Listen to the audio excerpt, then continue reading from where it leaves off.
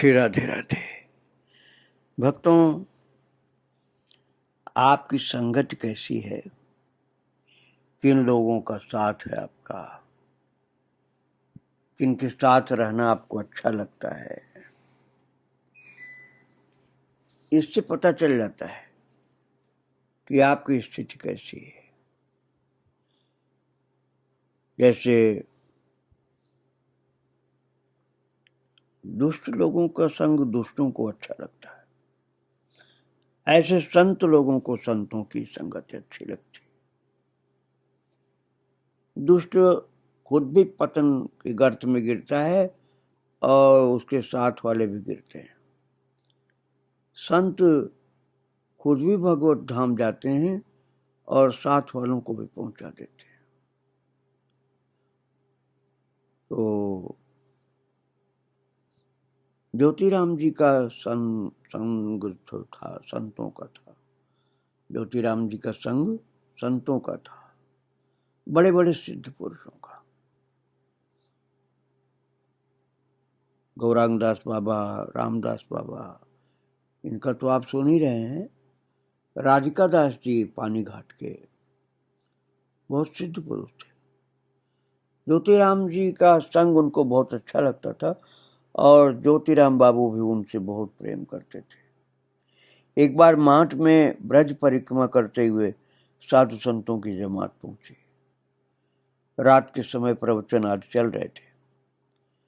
बाबूजी और राधिका दास बाबा भी सुनने गए थे। संत महात्माओं के प्रवचन सुनकर बोलने के लिए उत्सुक हुए, पर उनकी ओर किसी ने ध्यान नहीं दिया। वे स्वयं ही मंच पर जाकर बैठ गए और नए वक्ता के आने से पहले ही बोलना शुरू कर दिया। उनका भाषण बड़ा मार्मिक और प्रभावशाली था। उनके भाषण का सार ये था, सज्जनों, अनेकों विद्वानों ने अपना अपना मत आपके सम्मुख प्रस्तुत किया। सभी ने बताया कि किस प्रकार के साधन से भगवान को प्राप्त किया जा सकता है। वो सब सही है, लेकिन वास्तव में भगवान किसी भी साधन, भजन अथवा प्रयास के द्वारा प्राप्त नहीं किए जा सकते। वे तो परम स्वतंत्र हैं। जब वे स्वयं चाहेंगे तभी अपने को भक्त के सामने प्रकट कर देंगे और भक्त को अपना बना लेंगे। इसलिए कठोपनिषद में कहा गया है, नायम आत्मा प्रवचनेन लभ्यो न मेधया न बहुधा सुतेन। अर्थात ये परमात्मा की प्राप्ति केवल प्रवचन से नहीं हो सकती, केवल बुद्धि से नहीं हो सकती। फिर कैसे होती है? यमैवेश वृणुते तेनु लभ्यस् तस्यैष आत्मा विवृणुते तनुस्वाम। अर्थात जिनके ऊपर कृपा करते हैं वो स्वयं ही अपने को प्रदान कर देते हैं। तो बाबा राधिका दास जी के मुख से यह सब सुन करके लोग बड़े प्रभावित हुए। राधिका दास जी वही जो ज्योतिराम जी के मित्र थे, वक्त पानी गांव वाले, पानी घाट पर। अब आप इस समय वर्तमान में फूल डोल दास बाबा उनके शिष्य के शिष्य हैं।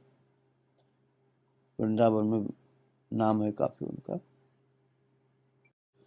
बाबा राधिका दास जी कभी किसी से कुछ मांगते नहीं थे,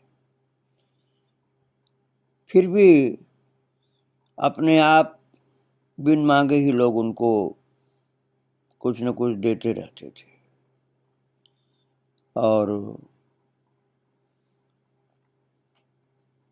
एक बार उनके जेब में कुछ भी नहीं था, मांगते तो थे ही नहीं, बिन मांगे मिल जाए तो भगवत प्रसाद मान के ले लेते थे, लेकिन मांगते नहीं थे। तो रात के समय सोचने लगे कि कल वृंदावन छोड़ करके कहाँ जाना होगा, कुछ पता नहीं। दूसरा दिन सुबह वो माठ की तरफ चल दिए और उन्हें वृंदावन छोड़ने का दुख ही था।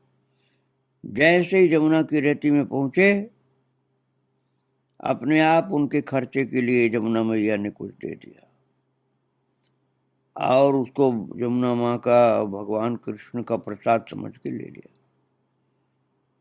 तो इस प्रकार से मांगते नहीं थे तो उनको भगवत विधान से व्यवस्था हो जाती थी।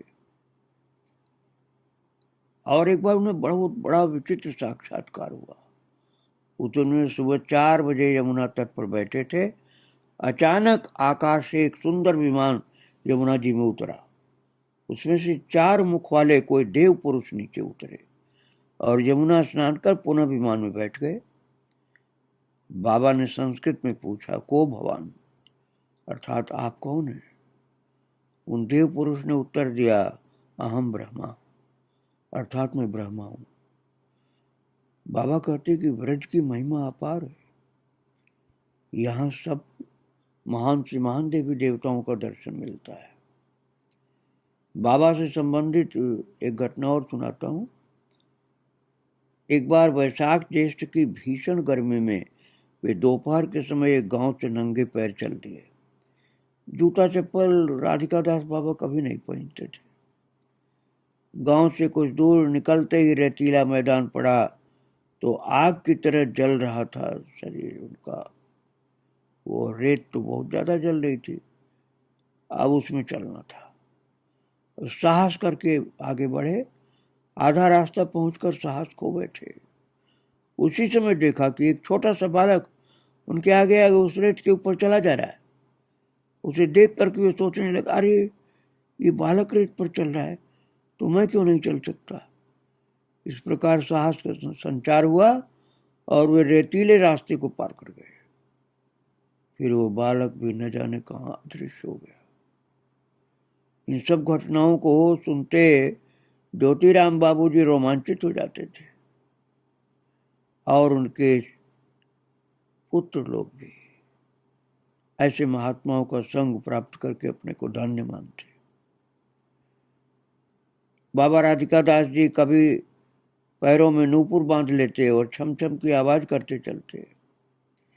इसी से माट में उनका नाम ब्याउली बाबा पड़ गया और भक्त लोग परस्पर बातचीत में उन्हें ब्याउली बाबा ही कहते थे। नूपुर क्यों पहनते थे वे ही जाने, क्योंकि महात्माओं का रहस्य कौन समझ सकता है। एक दिन की बात है, पूजा वाली कोठरी में ठाकुर जी के सिंहासन के ठीक ऊपर छत के निचले हिस्से में एक बड़ा सांप आकर बैठ गया। दोपहर के समय उस पर सबकी नजर गई। वो शाम तक वहीं बैठा रहा और ज्योति बाबू के लड़के लोग जो वो थोड़ा परेशान हुए, बालक थे वो। और शाम को ज्योति बाबू कचहरी से लौटे तो उन्हें बताया गया तो कोठरी में गए और सांप की तरफ कुछ देर तक देखते रहे। न जाने मन ही मन क्या कहते रहे। तुरंत ही सांप वहां से खिसकने लगा और घर से बाहर चला गया। प्रभु तो चराचर में विद्यमान है।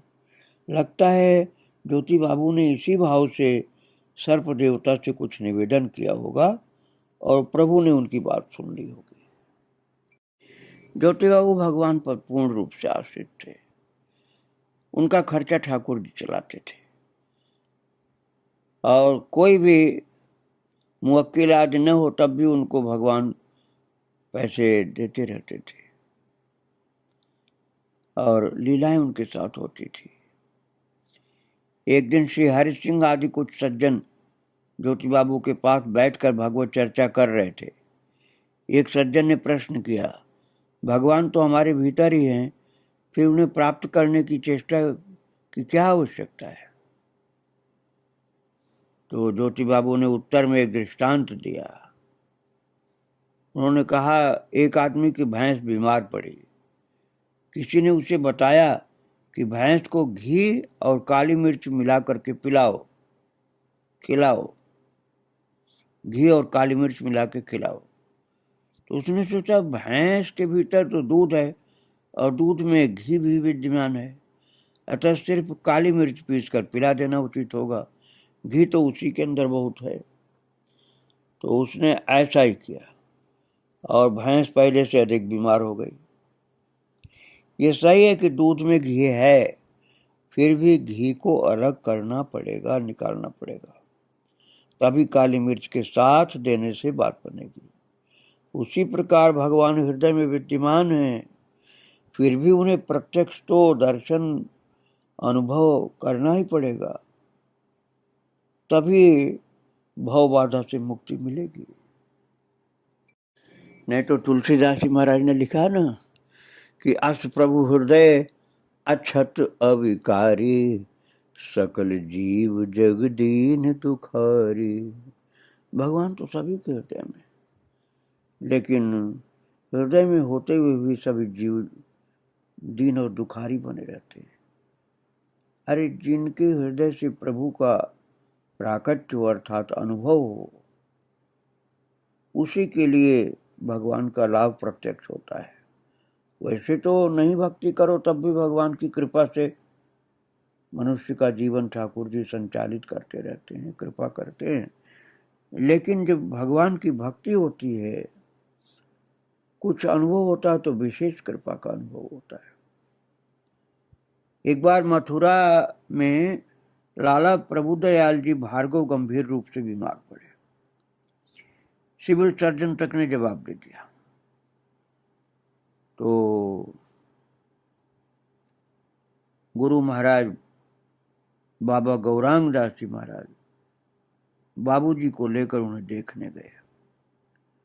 बाबा कुछ देर प्रभुदयाल जी के वक्ष पर हाथ रखकर गौरांग दास जी बैठे रहे। एकाएक हाथ में झटका सा लगा। उन्होंने हाथ हटाकर प्रभुदयाल जी को अभयदान किया कि अब कोई चिंता की बात नहीं।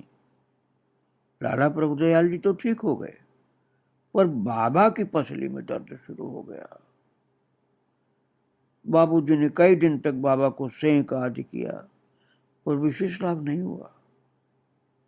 तो ज्योति बाबू ने कहा, बाबा न तो आपको ठंड लगी है, न अन्य कारण समझ में आ रहा है, फिर दर्द कैसे हो गया आपको? बाबा ने उत्तर दिया, अरे ये वही है जो प्रभु की जान लेने आया था, अर्थात प्रभु दयाल की जान लेने जो आया था वही है। मेरा क्या करेगा, चला जाएगा। ज्योति बाबू जी कहा करते थे कि काल भी बाबा की मुट्ठी में रहता है।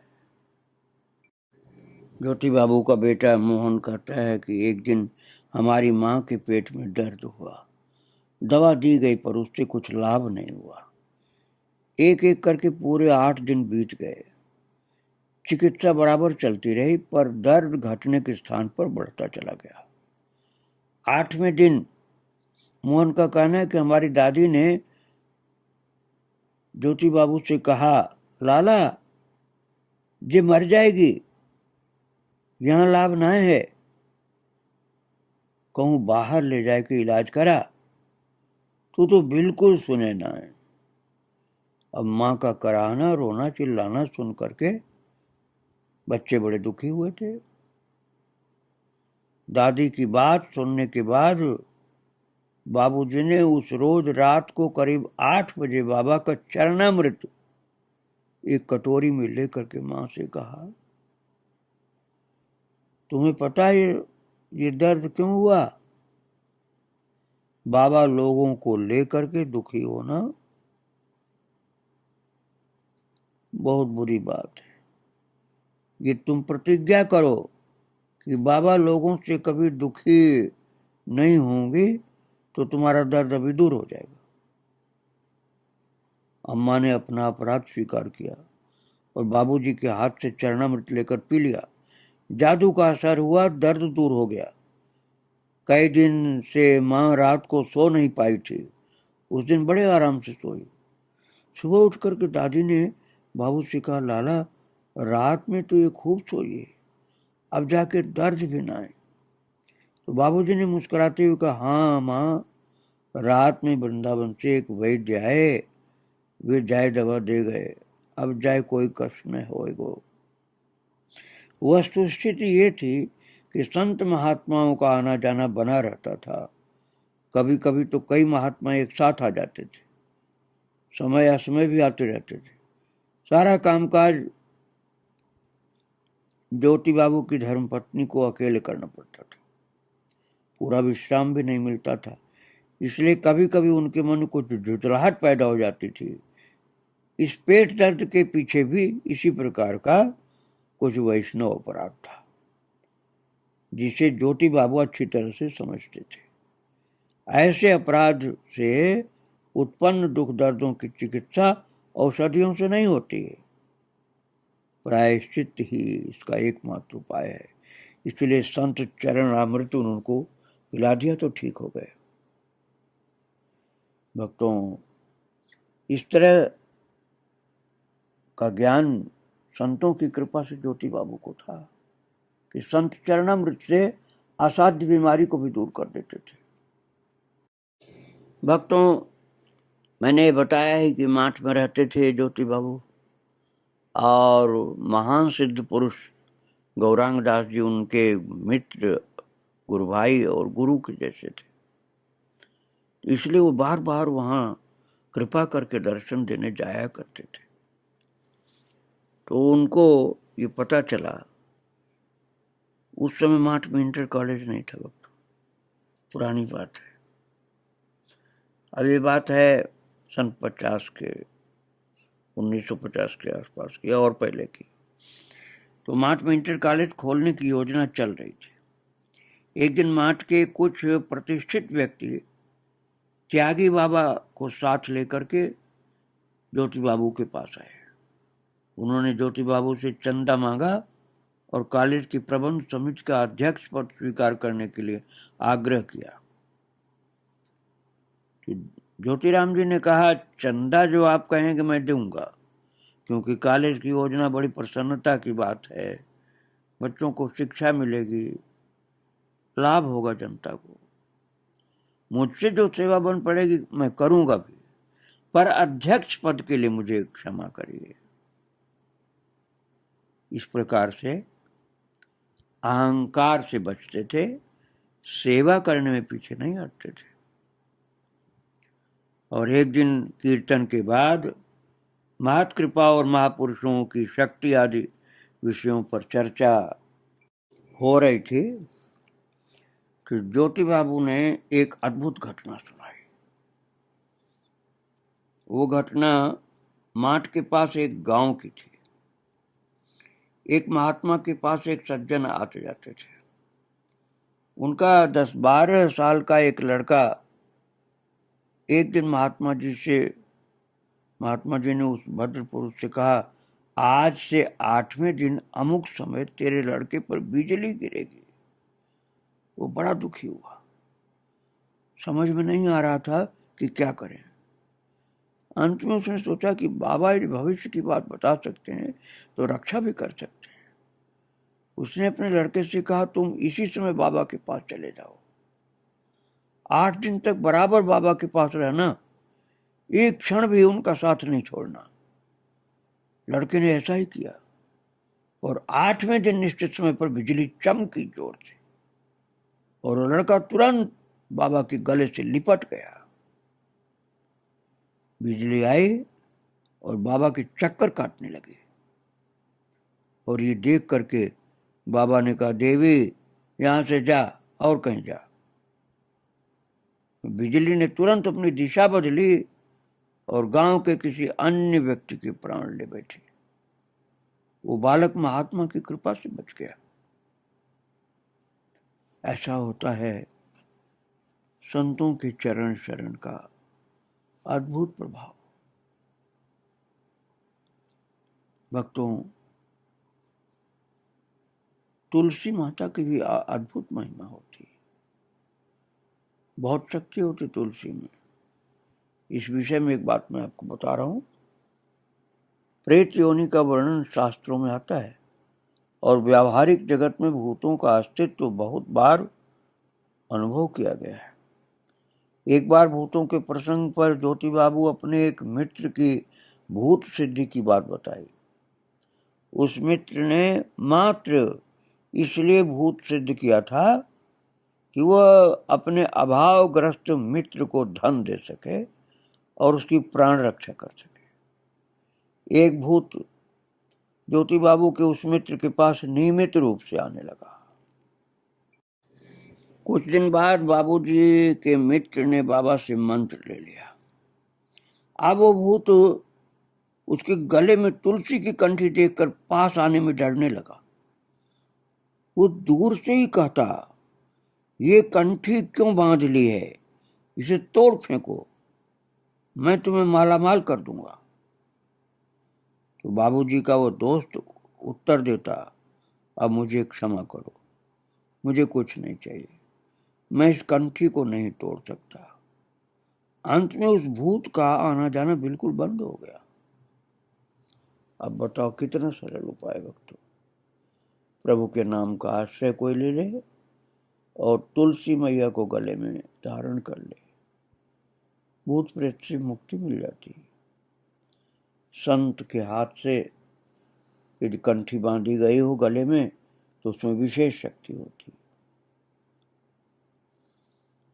श्री शीतल बाबा एक ज्योति बाबू के मित्रों में थे, क्योंकि ब्रज में उस समय जितने महान महान संत थे ज्योति बाबू से सब संपर्क वाले थे। बाबा शीतल जी बहुत ही छोटी अवस्था में बड़े बाबा महाशय की सेवा में पहुंच गए थे और वे बड़े बाबा के बड़े कृपा पात्र थे। आजीवन बड़े बाबा के सानिध्य में रहे। सन 1953 से 54 के लगभग जाड़े के दिनों में वे माठ पधारे। मैं आपको बता चुका हूँ, माठ जो वृंदावन के सामने जमुना पार में तहसील है, मथुरा जिले की एक कस्बा है। पहले एक गांव था जहाँ खूब ज़्यादा मिट्टी के बर्तन बनते थे, घड़े बनते थे, घड़े को माठ कहा जाता है। वहाँ घड़े अधिक बनने से उस गांव को माठ कहा गया। अब तो माठ कस्बा है बड़ा सा। तो भक्तों, बड़े बाबा के बड़े कृपा पात्र थे शीतल बाबा, तो बड़े बाबा के साथ रहते थे। तो माठ में पधारे थे एक बार, तो उनके साथ बाबा ब्रजकिशोर जी और पतित पावन दास जी भी थे। बाबा ब्रजकिशोर दास जी के नाम आश्रम से संबंधित कुछ लिखा पढ़ी तहसील में करानी थी। उसी सिलसिले में परम पूज्य शीतल बाबा का आना हुआ था। तो वे ज्योति बाबू के घर आए और सारा वातावरण आनंद से भर गया संत के आने से। तो उनके बेटे कहते हैं कि हम लोग ये सोच सोच कर फूले नहीं समा रहे थे कि बड़े बाबा के साथ ये घूमे हैं। और उनका वर्णन चरित सुधा में आया है। पूज्य शीतल दास जी ने जब ज्योति बाबू के बच्चों का कीर्तन सुना तो बड़े प्रसन्न हुए। उन्होंने भी वो कीर्तन सुनाया, जो जमातों में यात्रा के समय हुआ करता था, वो कीर्तन सुनाया बाबा ने।